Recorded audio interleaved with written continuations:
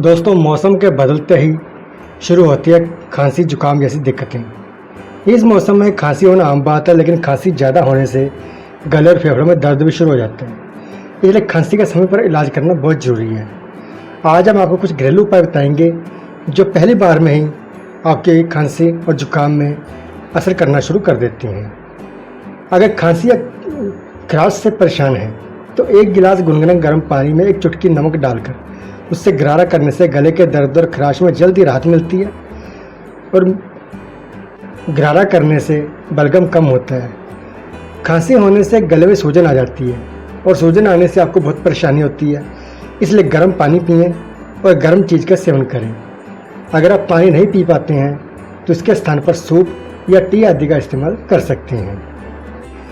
2 से 3 घंटे के अंतराल में जिंक चॉकलेट खाने से भी खांसी की दिक्कत कम हो जाती है और इसे मुंह में और गले में आराम मिलता है। बलगम के कारण गले में जो खराश हो जाती है उससे बार बार खांसी आती है।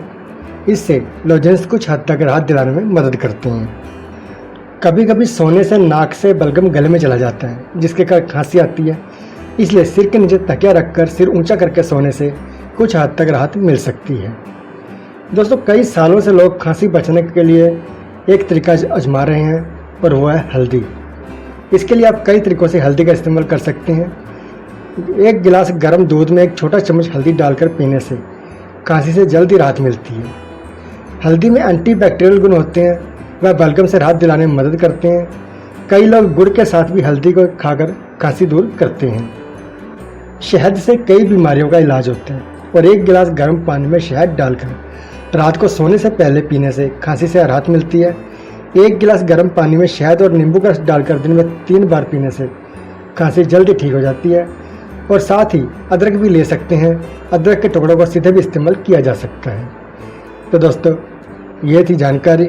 उम्मीद है आपको ये जानकारी अच्छी लगी होगी, तो अपने दोस्तों और मित्रों के साथ इसको शेयर जरूर कीजिएगा ताकि वो भी इसका फ़ायदा उठा सकें।